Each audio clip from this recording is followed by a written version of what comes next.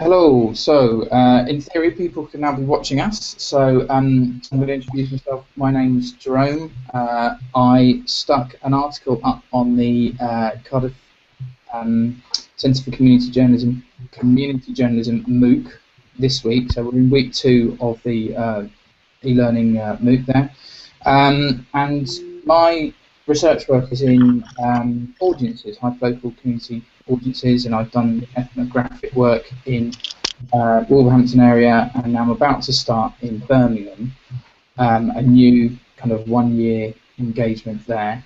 And I was interested in doing kind of an Ask Me Anything kind of thing here, but hopefully keeping it to Ask Me Anything that I can conceivably answer from my work.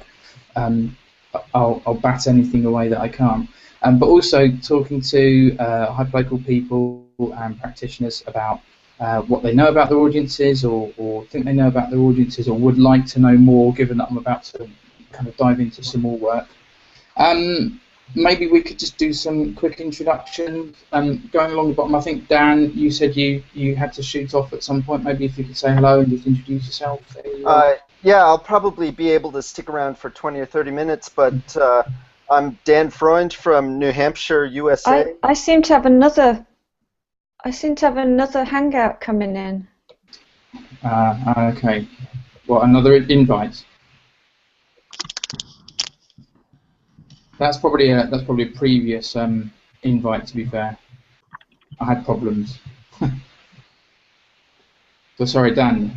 Go ahead. Yeah, so I've really been interested in throughout my career and experimentation with especially video content, serving a very localized audience here in New Hampshire, partly because I was trying to figure out what I was doing and how best to feed information and diversionary entertainment to my audience, but also because every 4 years the world seems to pay attention to this region because of the American presidential cycle, which is starting to pick up again now. And looking at that, I've seen how my style has changed from 2008 when I went out with a film crew to 2012 when I went out with just a camera myself, holding the camera, you know, like this and pointing it back at myself, holding conversations. And now what I seem to be doing, which is much more leaving the camera at home and using my iPhone to capture and share short little clips. Have you invested in a selfie stick to do? Because I remember before you were doing, when we talked about the video in Hyperlocal, you were showing how you put yourself in the frame to kind of put interviewees at ease in that respect. As I was doing that, I would hold the camera just at arm's length and point it back at myself. Not really a selfie stick per se, but my workflow now consists primarily of a GoPro and an iPhone, and I do all of my editing right on my iPhone because it's quick, it's near real time, and I don't have to go back and shuffle all of my content through a computer before getting it out and online. Okay. Dan, do you use the GoPro app for that, or are you doing it in iMovie on the iPhone? I use the GoPro app to transfer files from the GoPro to the iPhone. I can't use ProRes. I don't have all the GoPro functions if I want to be able to use that workflow, so I'm limited in that regard. But I'm using iMovie on the iPhone, and when I'm capturing on the iPhone, I'm using Hyperlapse app, which is an app from Instagram that was kind of touted as a way of stabilizing time-lapse video, and it defaults to a 6x time frame once you capture it, but you can slide that down to 1x time, and it has an incredible effect of stabilizing footage. The Verge, an online magazine, did a comparison between a C100 on a Steadicam, about a $10,000 Steadicam rig, compared to someone running with an iPhone using hyperlapse, and under the right lighting conditions, you couldn't even tell the difference, which was amazing if you're looking for that kind of stabilization in the footage that you capture, and you have an iPhone. I don't think there is an equivalent yet for Android, unfortunately. Okay.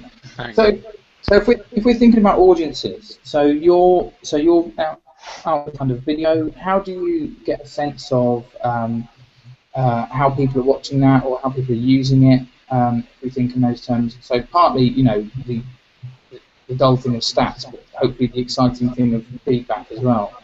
Well, my distribution strategy has really it's changed over the past few months, and I'm primarily using Instagram as my connection point because I find the most engagement and interaction on Instagram.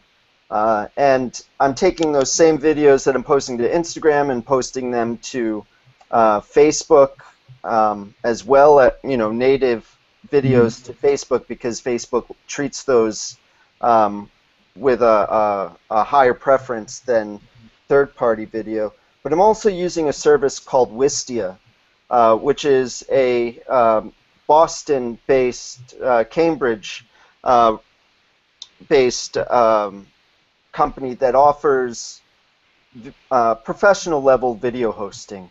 And the great thing about what Wistia does is that they give me a heat map and some analytics that I don't have through YouTube or even through Vimeo.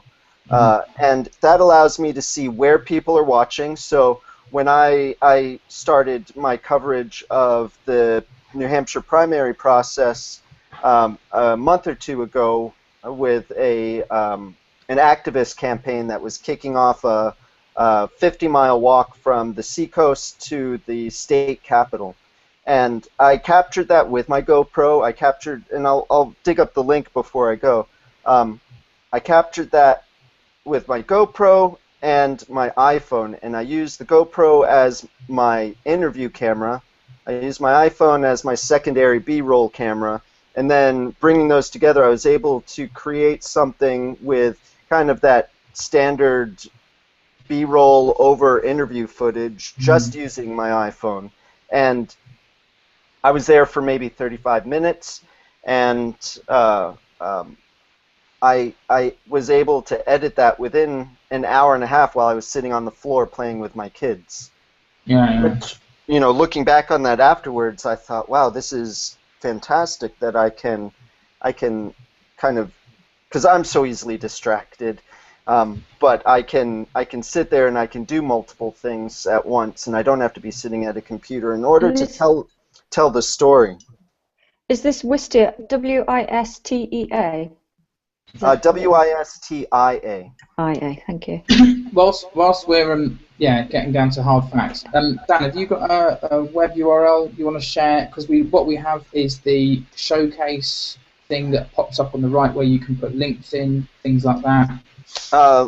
I have my personal site, which I've been kind of reshifting for my job search, but I'll just put that in. Okay. And I'll find this video as well so that you can see the example of what I'm talking about, and maybe if I can share my screen and some of you click to watch this, I can show you the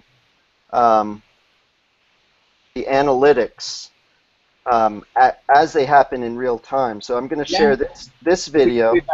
We can do that briefly so that we can then go on to talk to James as well in a second.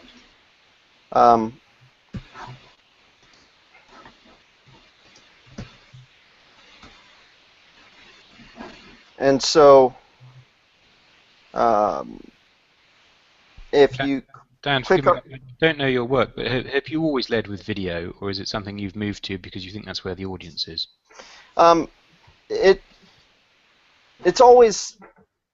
It's been something that I've been tinkering with for the past 10 years, and I've led with that because it fits my personality, and that's the type of content that I want to consume, that's easiest for me to consume, and so it's easiest for me to think in terms of using video as the conduit for conveying thoughts, ideas, information.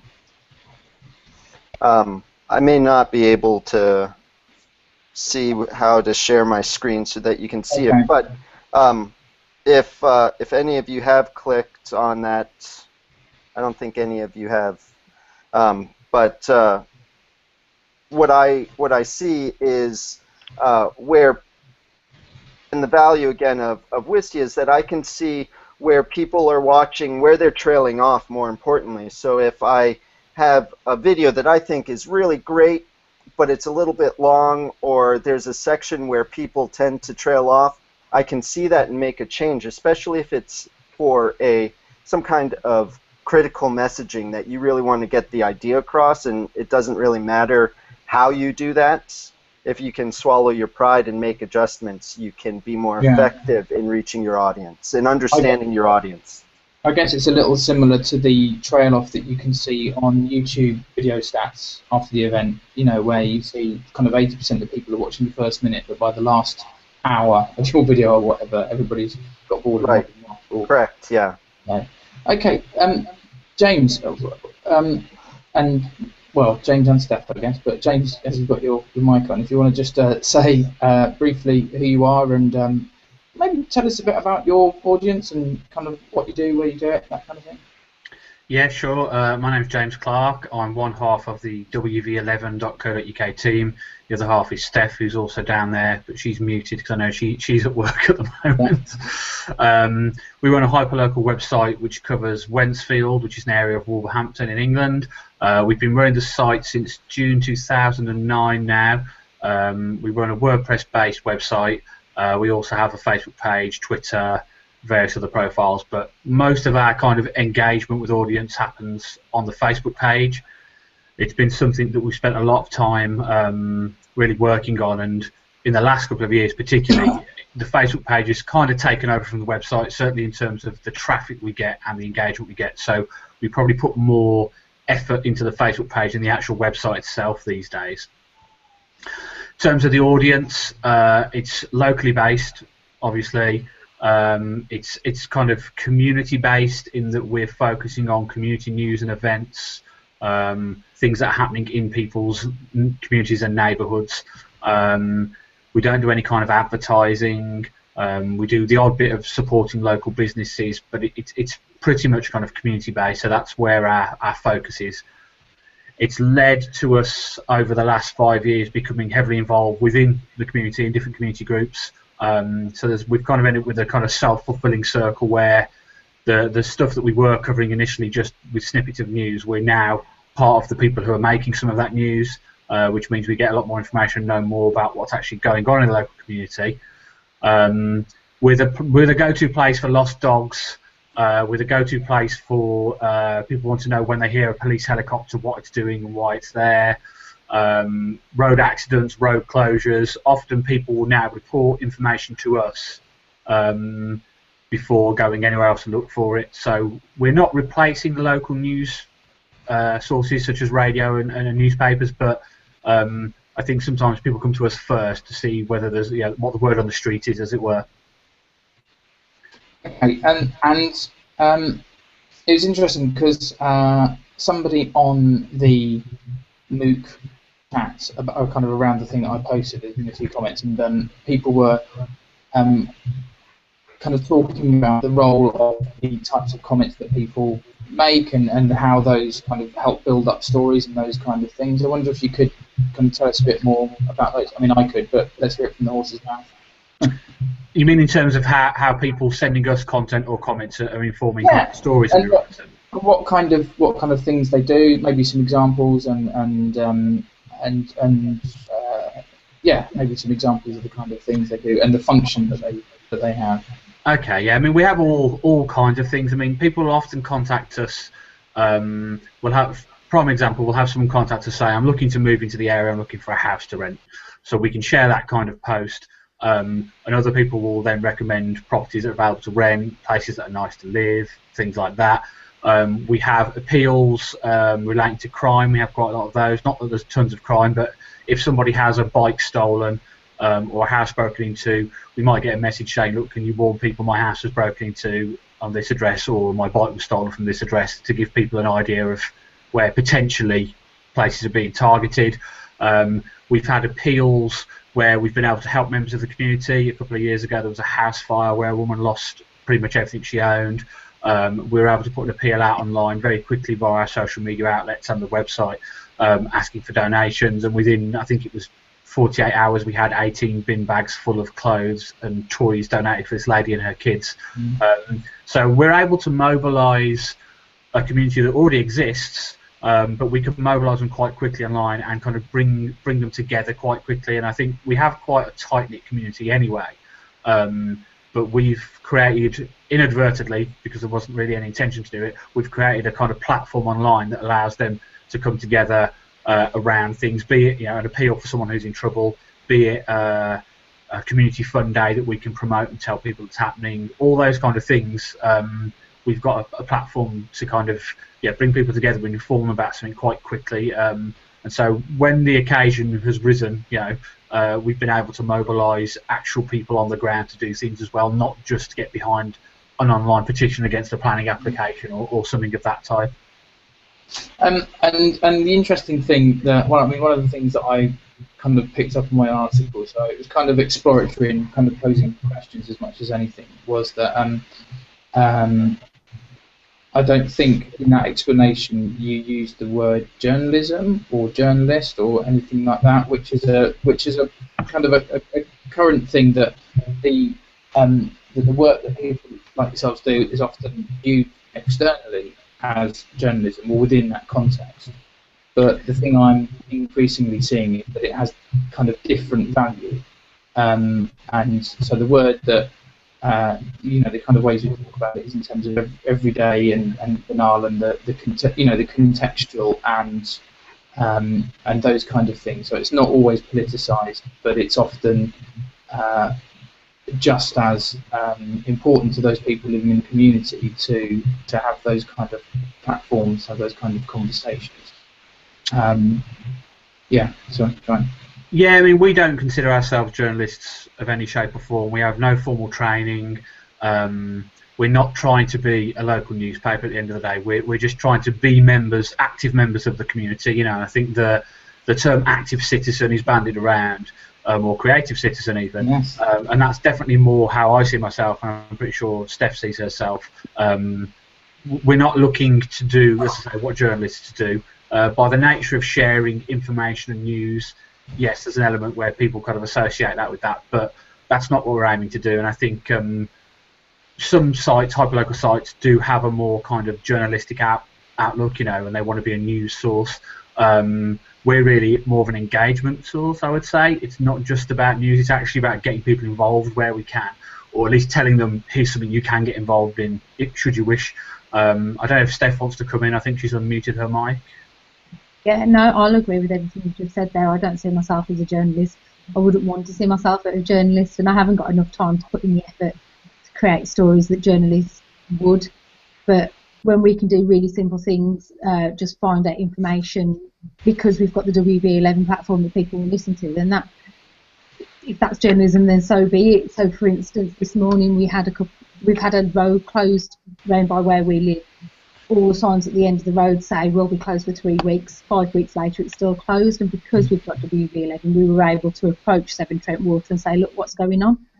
We got an answer straight away, where maybe someone else might have struggled a little bit or had to wait a little bit longer for a reply, but because we said, look, we just want to share this with our community so people know to avoid the area, they gave us the information.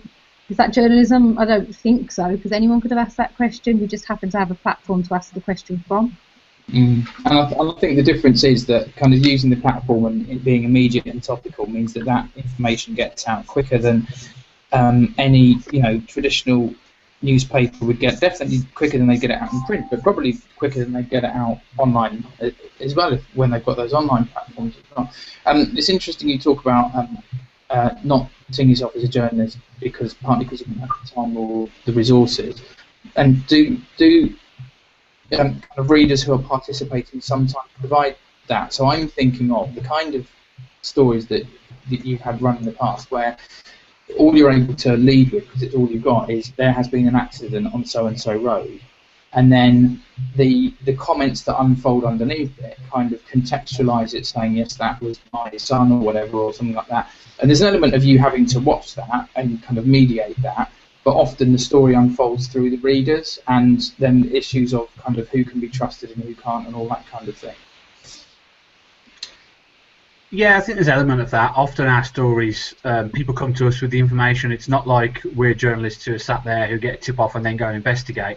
Often we'll be able to kind of piece together a picture of what's happening somewhere, be it an accident, or we've had 2 or 3 arsons in the last 4 months locally, which have raised a lot of discussion online. Because obviously it's a very visible thing, an arson, when a building's on fire. People can see it, they can hear about it, and so we do have, anything happens, we'll get a number of reports coming from varying different people. Now, some of the people who regularly send us information, for example, there's one chap who's a local photographer. He often sends us photos. If something happens, he goes and takes photos of it. So we know that he's taking photos of something on the scene, and he's a trusted source, for want of a better term. Likewise, we'll sometimes get members of the press give us information as well.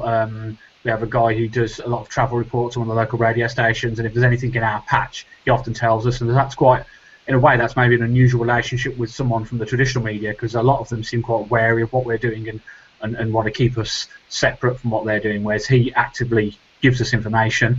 So yeah, you do have to, you have to be careful where the information is coming from and how trustworthy it is. But certainly, if we suddenly have 10 messages saying there's an accident on this street or there's a fire here, we can then go to the official sources that we do have links with, such as the police, ambulance, fire, city council, whoever it might be, and ask them for some clarification, kind of confirmed information. So I think that enables us to quite quickly respond to things. But as Steph said, we're not journalists, so that's providing we're not doing something else. One of the arsons that happened recently, it was literally a few hundred yards from our house, but we were the other side of Wolverhampton doing something when our phone started going mad. So we're not in the same position where we can kind of drop everything and go and cover a story.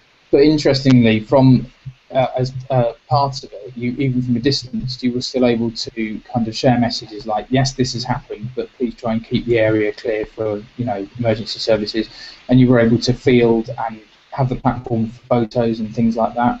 I think that's the difference as well. Then you just hit the nail on the head a little bit. Journalists want to share the story. We want to share information. So we share information about keeping the area clear for the emergency services.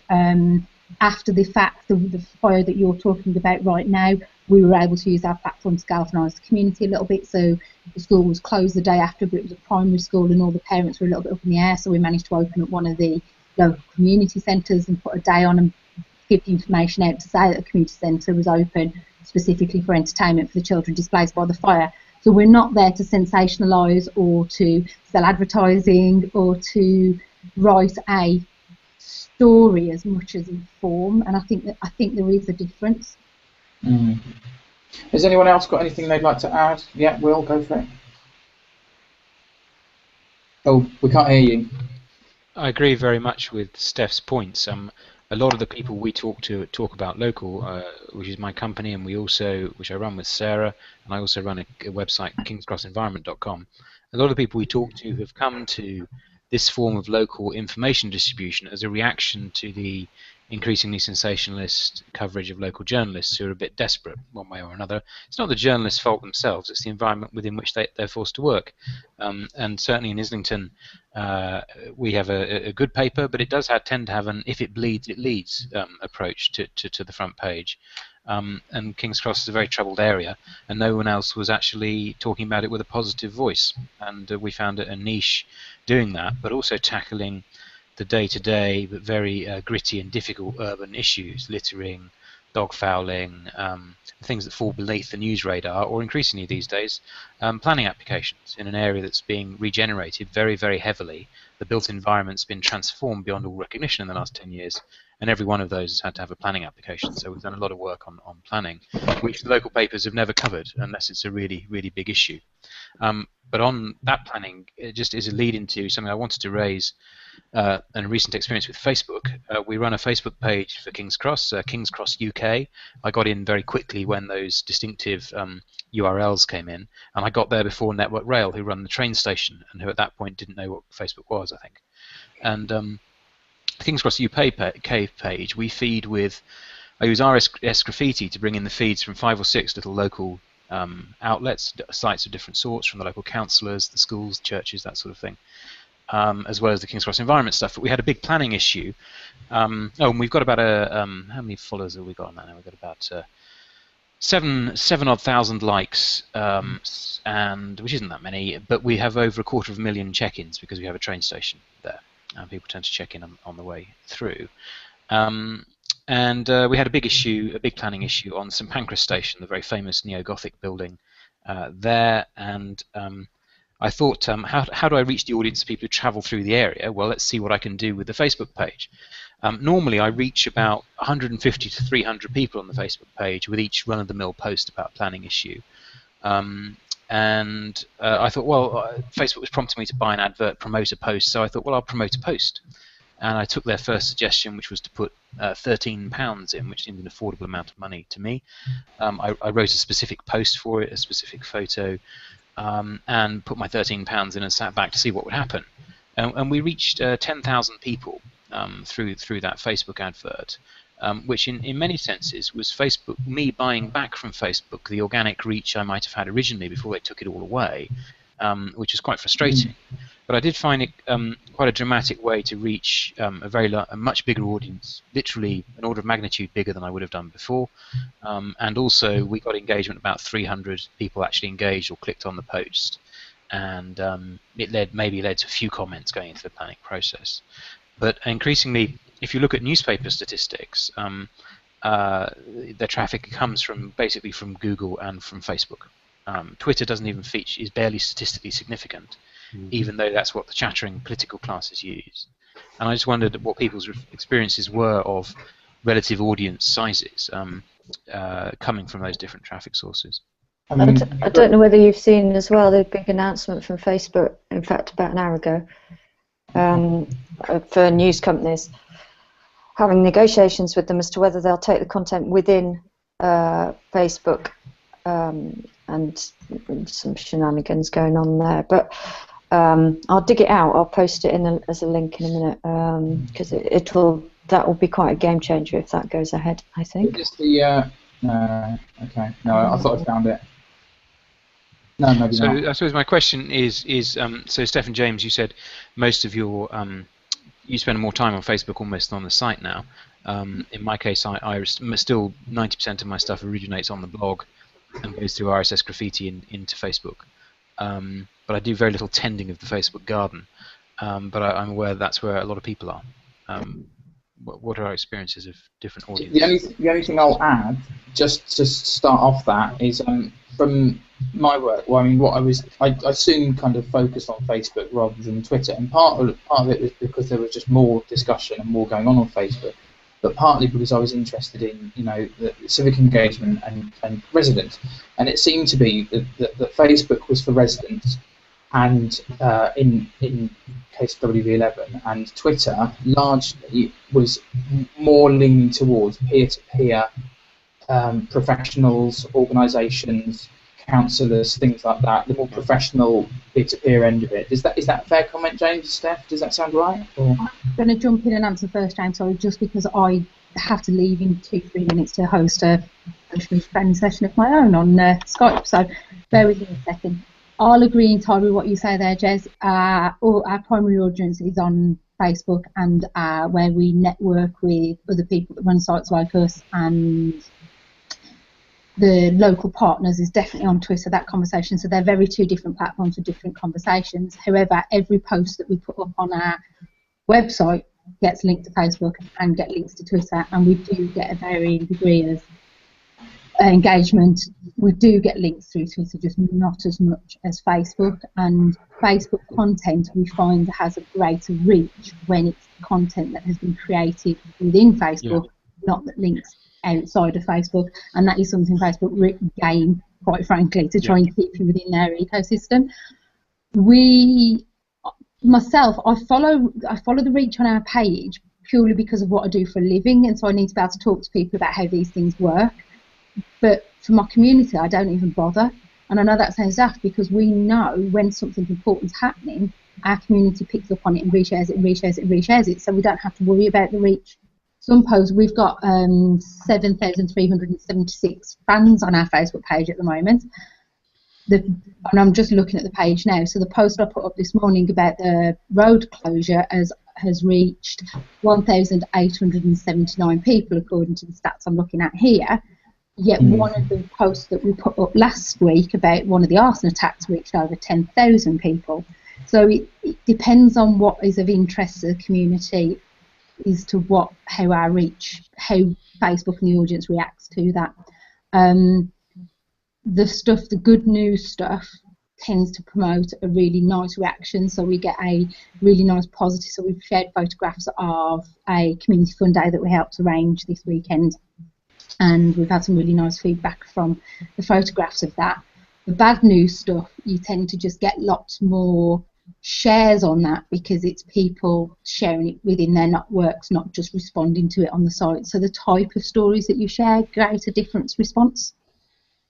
I think I'd echo that. I think it's interesting that looking at our web stats as well, we get more traffic, as Will said. It's Google and Facebook, and the Twitter traffic is insignificant, which on the one hand is strange because for me, Twitter has become one big news feed, and I follow more sites and blogs and things than I do people. So you would have thought that would be generating more traffic. Whether it's to do with the demographics of the area, I mean, our local council has a Facebook page which they started, I think, 2 years after it is Wolverhampton City Council. I think they started their council page 2 years after Twitter. The council page on Facebook currently has 35,000 followers, and their Twitter account has significantly less than that. I'm just looking to see what it is exactly. So whether to a certain degree there's an element of different places, different areas, for whatever the reason, have adopted different networks as their kind of favoured way of finding information. Yes, their council Facebook page, it's called Wolverhampton Today, the Facebook page. It has 35,000 followers.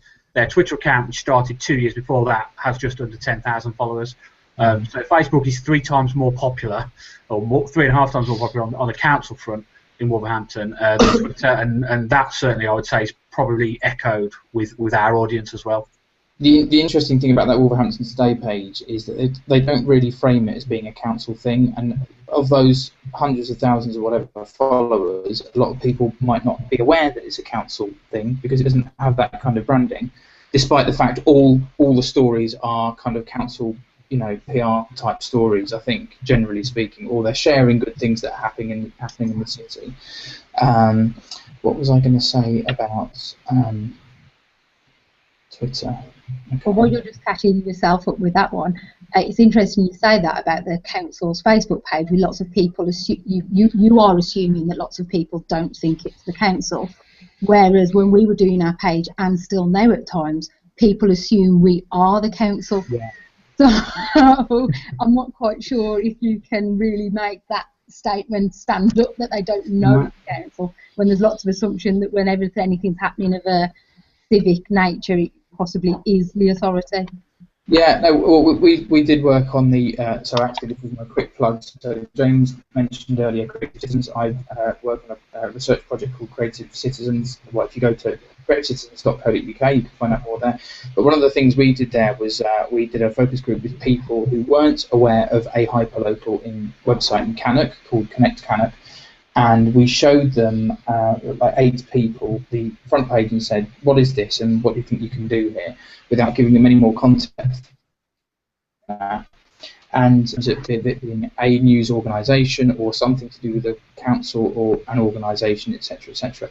And then when we kind of almost, showed them a photo of the guy who runs it and said that this person is a citizen of Cannock and does it with his partner, they were kind of relatively surprised because of the level of professionalism in what it looked like and how it was run.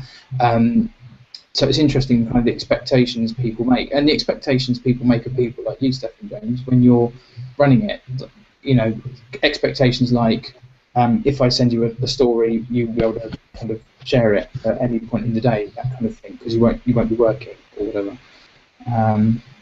I don't know if anybody else has. Yeah, I get a bit of that. I'm very brusque with PRs though, and they quickly learn to go away.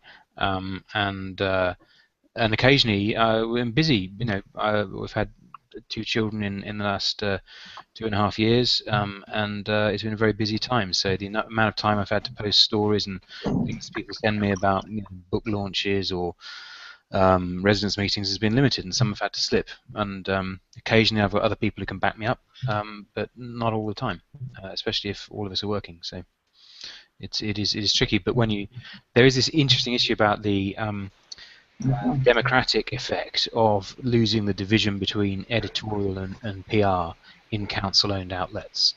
Eric Pickles has been very strong on council newspapers, sort of town hall pravdas, as he memorably called them.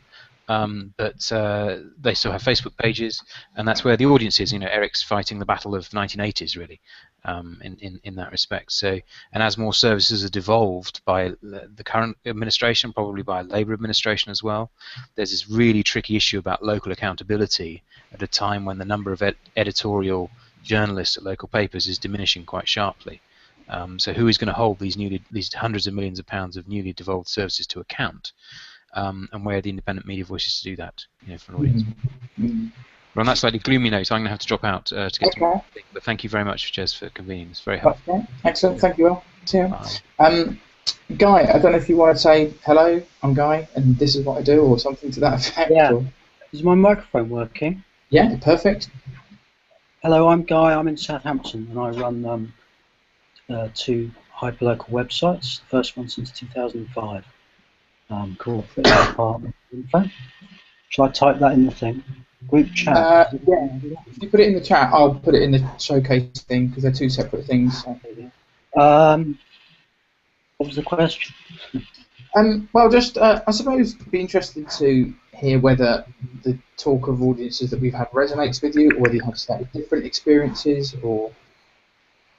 Well, I think I sort of came quite late, really, to social media, really. So my Facebook page doesn't really have many likes at the moment, so less than 1,000. Twitter's a bit more than that. But since I've sort of started getting into those, certainly my traffic's increased heavily, and I use it really to try and get clicks back through to the sites, I suppose. Although the Facebook page is just starting to generate a bit of a life of its own, if you like, and people are starting to actually talk to each other, which is quite interesting. And I would say that I'm not so interested now in trying to get more likes on Facebook, just because, as people have been saying, the way the whole thing's throttled, really. Even when you get loads of likes, you can't actually reach those people anyway.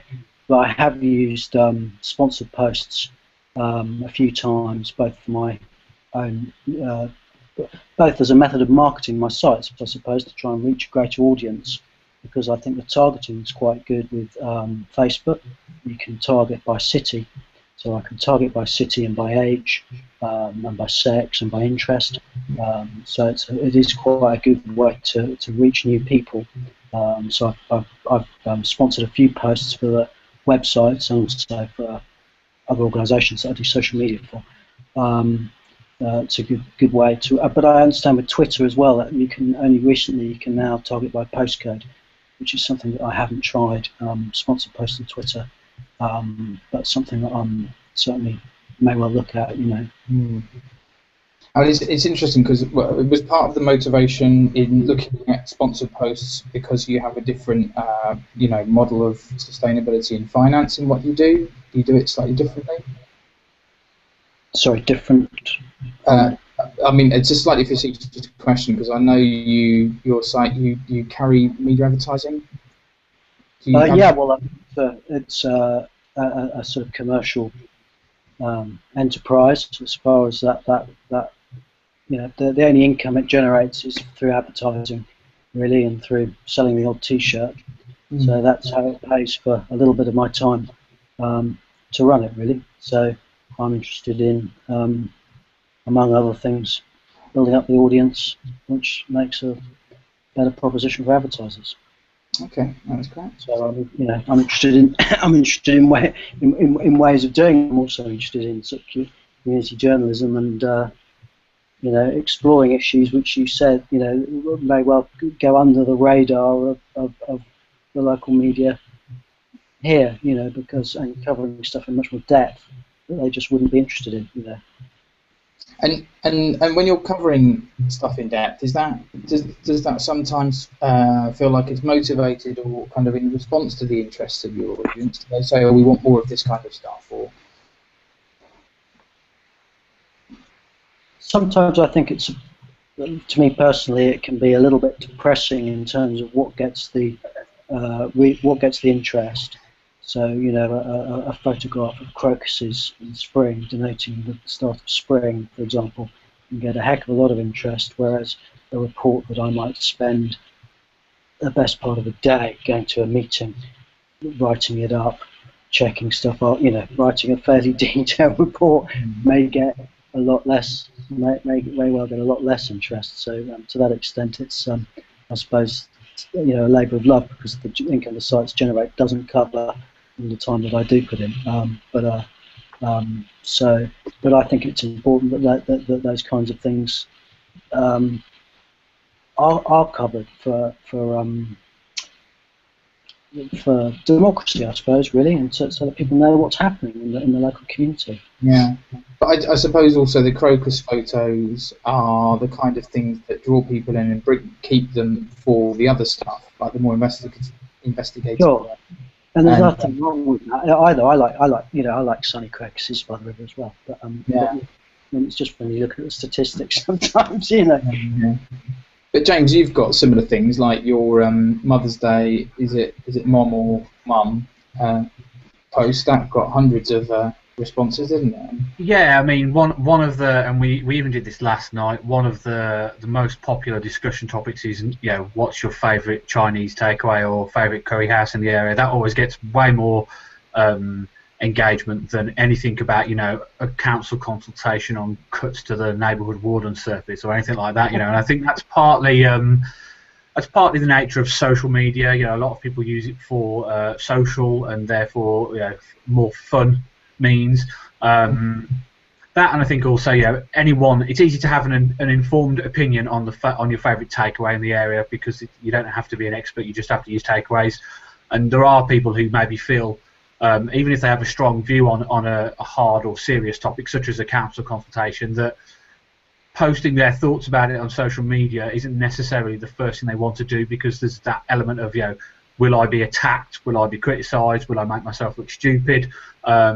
So getting people to engage around those more serious topics can be hard, and I think it's something that local authorities struggle with massively. I was in a meeting recently with Wolverhampton City Council where we were discussing a draft plan for the city centre, and the city centre is probably one of the most controversial topics in the city in terms of the state that the city centre is in, empty shops, poor parking, etc., etc. And the council have run a 3-month consultation on this draft area plan, which has a nice glossy brochure with what they expect or what they envisage could be built in the city centre. And this is a plan that will serve as a kind of document until 2026. And after I'd kind of had this presentation from the planning department about the plan, I asked them how many people had formally responded to the consultation in 3 months, and they'd had 50 formal consultations in 3 months, and they thought that was a good figure and worthwhile the time and effort and cost of running the consultation. The population of Wolverhampton is 250,000, and they had 50 formal responses. I was astounded at how few that was, but it just goes to show it's not an easy thing to get people to talk about the serious topics on the internet. I think it's not necessarily as easy as people maybe assume it might be. No, and I think I think people often talk about wanting to have access to the knowledge without then necessarily accessing the knowledge. So I'm thinking about, for example, the great work you did, and that people will be doing across the country in Hyperlocal around the elections. So was it last year when it was the local elections and you did your questionnaires for all the candidates and some of them responded? And there was a lot of discussion about, democratic right to this knowledge, etc., and people talking about that in those terms. But then when I looked at the amount of click-throughs, they didn't seem to reflect people actually then going to read the responses. Is that a fair comment again? I mean, yeah, definitely. I mean, we've run candidate questions for 2 or 3 years running now. We're doing it again this year because we think it's important, and as people who are involved in the community. These people are going to represent us, so we always try and give them the opportunity to basically kind of state their case before they're elected. And often, my personal frustration is that these candidates seemingly come out of nowhere, expect you to vote for them, and you have no idea what they've done previously or who they are. So we encourage them to not only say what they plan to do should they get elected, but give us a bit of an idea of what they have been doing. Mm-hmm. But again, even with 5 or 6 questions in, it's a relatively long article compared to a one-line update about a road being closed on Facebook. And there's all the stats point to the fact that the longer the article, the less people read it, basically. So I think stuff like that, you have to put it out there in the hope that you might not get lots of numbers, lots of eyeballs on it, but perhaps that content will make a difference to the fewer eyeballs that were really interested in that. I mean, the other thing is I think I was probably talking about the click-throughs from Facebook. What that doesn't reflect is all the people that will just be Googling information about the local candidates that will be finding them on Google through your blog without using Facebook as a platform, which is, I guess, the role that the blog performs. It has the kind of more longer-term implication stories, doesn't it, a lot of the time? Yeah, definitely. I mean, we're seeing the website now as a kind of almost an archive. We still put things up there as it happens, and we still do get spikes in traffic. We had an eclipse article which was basically just about how to view the eclipse safely, and you see a huge spike in traffic around a kind of global or national relevant event. We've had a couple of oddities like that where we've posted something and it just happens to have been topical and we've had a lot of traffic. But yeah, the things like the candidate interviews and things, they're there forevermore. And if somebody wants to, Will touched upon it briefly about people holding officials to account. If you want to, you can go back last year, the year before, and see what the people who have now been elected were saying they would do, and you could go and say, look, you said this on this day, you haven't done it. So there is that kind of the means there for people to go back and look at these things, which I think. Facebook's timeline is getting better, but still, social media is what's happening now. I would consider myself someone who's fairly savvy with these things, and I still struggle to go back and find things more than a couple of months old. So yeah, the website definitely plays a part in terms of that. Okay, I think unless there's anything else specifically, we'll wrap up because it's 2 o'clock, and just because it's 2 o'clock. So thanks very much for taking part, and everybody who's been and gone. All the links that people have been putting in the chat, I've been copying to the Showcase app, but Steph was saying she didn't think they'd ported over, so I will compile them into some kind of blog post with a video or something, so people can find it later. Yeah, I can't see them in the Showcase, so maybe we could put them in the YouTube description once this is finished as well. Yeah, that's a better place to put it, actually, you're right. Okay, great, fantastic. Thanks, Guy. Thanks, James. And, Thanks. catch you later. Cheers, bye-bye. Bye. See you.